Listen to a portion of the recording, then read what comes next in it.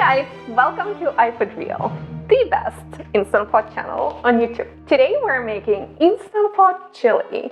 A reader shared her favorite chili recipe. I tried it and it's amazeballs. And today we're gonna make it. Hi guys, hey guys, hey guys.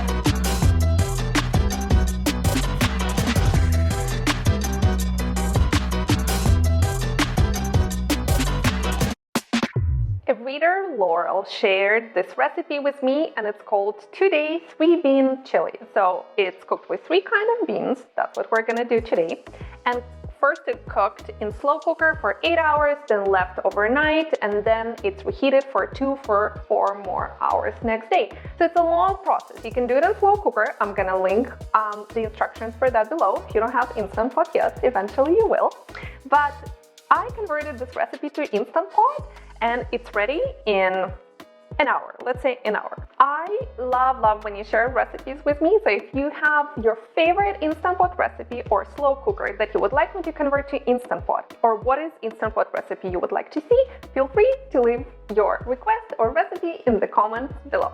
I would love that. So we start by preheating Instant Pot on saute to saute ground beef. You have to wait until display says hot, hot, hot, hot. And today I will be using lean ground beef. You can use extra lean, or if you're wondering if you can use turkey or chicken, I am going to link to the recipe. I have turkey chili recipe. It is a little bit different.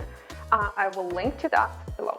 I really enjoy the different chili, which is made with beef. It comes out super hearty, thick, and it's using mostly pantry ingredients, which is very nice for a change.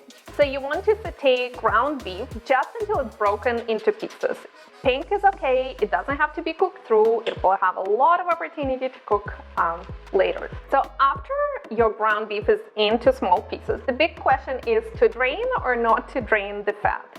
Beef is quite fatty and it's up to you. So here is all the fat that it has produced, but to show you how much fat I drained last time, it's this much. So it's up to you. I prefer to drain, but the original recipe says not to drain for obvious reasons. So now all we have to do is add all ingredients, and this is so much fun. I'm going to do an experiment. You can use canned beans or dried beans. I will be using both. Here I have about 1.5 cups of white beans and red kidney beans, and do not stir. And then I have a can of black beans. So last time I cooked chili with dried beans for 40 minutes. This time I'm gonna do the same, but I wanna see what happens to canned beans within 40 minutes. And based on that, I'll tell you the cooking time with beans. Now I'm going to add 3 cups water or stock. When I use water, I combine it with these organic bouillon cubes. I like to have them on hand because I always have stock and it's less waste, more environmentally friendly. And if I use it, I like to break it into pieces, because it dissolves better this way. I tried many ways. The liquid is double the amount of dried beans. It works, usually. Now, the secret, not so secret ingredient is salsa in this recipe. And I love it. It's such a genius ingredient. It has a lot of flavor. Here I'm using mild salsa, not low sodium, but it's organic. So you need 24 ounces of salsa because it's organic. We're gonna lick the jar. If you like chili spicier, then you buy hot salsa. I have the unspiciest salsa. So then 14 ounces of diced tomatoes. This is half a giant Costco size 28-ounce jar. Don't drain them. And remember, we're not stirring. Don't stir, okay? These are low sodium. And a 6-ounce can of tomato paste, low sodium.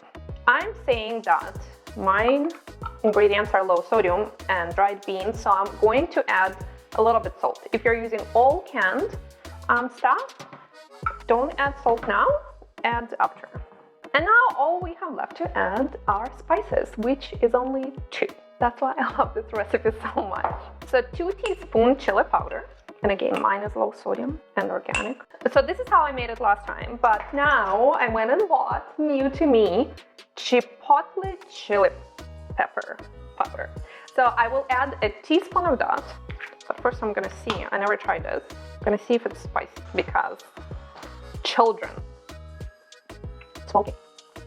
Ooh.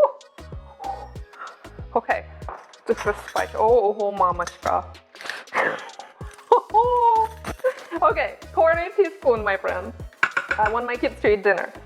I'll tell you, so I usually use chipotle peppers in adobo sauce, and again, I use a little bit so I can actually try chipotle just in a different form. And when I open the can, I take what I need, it's usually a tablespoon, and then I freeze the rest lined with parchment paper. Another Ukrainian hack for you. Okay, I'm gonna add a little bit of salt, 1/4 teaspoon salt, and I love black pepper in anything, so don't judge. There is really no right or wrong way to make chili. As long as it has meat, beans, and tomato products, and chili powder, it's chili. So now we're gonna put the lid on. Here I have 6-quart Instant Pot Lux. It works. For 3-quart, you cut the ingredients in half and keep the same cooking time. 8 quarts, just do what I'm saying for 6-quart. Okay, the lid is on. Make sure this valve, the pressure release valve, is to ceiling. I always do that right away. And we're going to cook it on high pressure for 40 minutes. If you have Instant Pot Duo model or other model, make sure the pressure is selected to high. On Lux, it's only high pressure, 1 button, manual, 40 minutes. So what will happen now? The Instant Pot will stay on. And now it will take time to come to pressure. I would say about 20 minutes. And then it's gonna cook for another 40 minutes. And then we want it to calm down for another 20 minutes before we turn this vent to, or this valve to venting. Because if you can vent it right away, it's just gonna be it's gonna be a lot of steam. And actually chili, the longer it sits, the better it tastes. We tried this chili next day, it was delicious. So Instant Pot is not that instant with chili, but as you can tell, we don't have to slow cook it for 2 days. And it's just a really hands-off method. If your beef is frozen, you can still make chili. I'm going to link the recipe, printable, to frozen beef in Instant Pot. So you cook that first, then break it up into pieces and proceed, skip the sauteing step, and then proceed cooking chili. Easy peasy, Instant Pot. Cooking dried beans is my second favorite feature of Instant Pot after cooking frozen meat, and we have both of those here. It's a winner recipe. I do get questions about a chili function. If you have a chili button or soup or stew on your Instant Pot, if I use it. I use 1 button, pressure cook or manual. All those buttons are basically presets with times that are usually not correct for marketing purposes. So we just use 1 button, don't use chili, just put in 40 minutes or 30, whatever, and you're good to go. All right, so my chili, I let it release for about 30 minutes, and that's what it says. L30 means that's how long ago the dish has finished cooking, and because I'm keep warm, if you want to see that, turn on the keep warm, it shows how long. Now, all we have to do is release remaining pressure, and do so by turning the valve to venting. See, there is not much. We can open, and I'm excited. Ooh. That's pretty. See those pockets of fat? That's something you get only with beef chili, not turkey chili. That's why I like the regular chili for a change. All right, so now I'm excited to stir, and remember we added canned black beans and dried beans, so I'm excited to see the difference. What happened to black beans? Wow, this is beautiful. This is amazing. Look, so we have beans that we cooked from dried white and red kidney beans, but black beans kind of like didn't really fall apart. So you can make with canned beans for the same 40 minutes for more flavor, because the longer you cook food under pressure, the more flavorful it comes out. But you can certainly do 30 minutes as well. And there will be less liquid, and I'm gonna list all those instructions and recommendations in the description below. And it will thicken even more tomorrow. Chili is like fine red wine, or in Ukraine, borscht. It tastes better the next day. I am ready for a taste test. And let's go over the toppings or fixins, whatever the name is. These are my favorites. Everyone has their own, but these are my absolute favorites. Cheese, a little bit, when it melts. Red onion, surprisingly, it tastes amazing in chili in good amount. It is not spicy like white onion, it's very mild, but it adds that to every bite. Cilantro, obviously, Mexican garlic or dill, Mexican dill, and green onion. So these are my favorites, but you can do and add whatever you want. Of course, I like to add a dollop of yogurt. You can do sour cream, I do yogurt, and this is just like regular 3.5% fat yogurt. It's creamy and it has less fat than sour cream.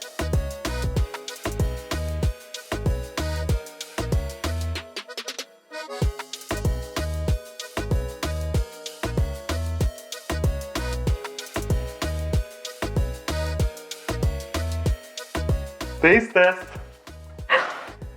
Here. Love chili. What do you don't love? I love everything. Everything he doesn't make, he loves. Okay.